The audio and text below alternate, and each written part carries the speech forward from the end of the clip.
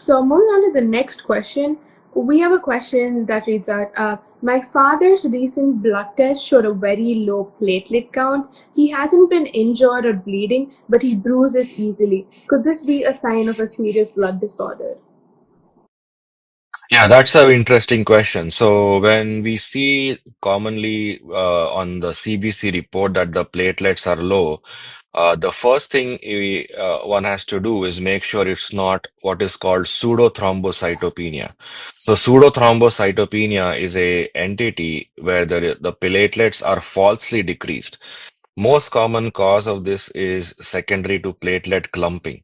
So if the sample is not properly anticoagulated, or when you make the smear, it's not properly made, the platelet clumping can happen. And that can cause the CBC results to be falsely low platelet. Um, the other thing is in terms of in this case, since the patient does have some bruising, it does suggest that this might truly be low affected, due to the platelet production.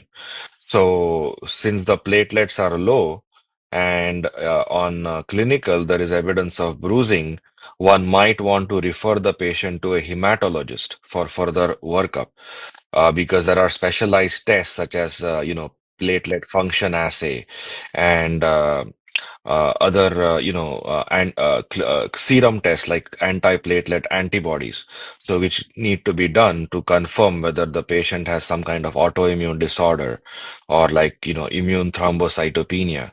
So those things can be facilitated if the patient is seen by a hematologist.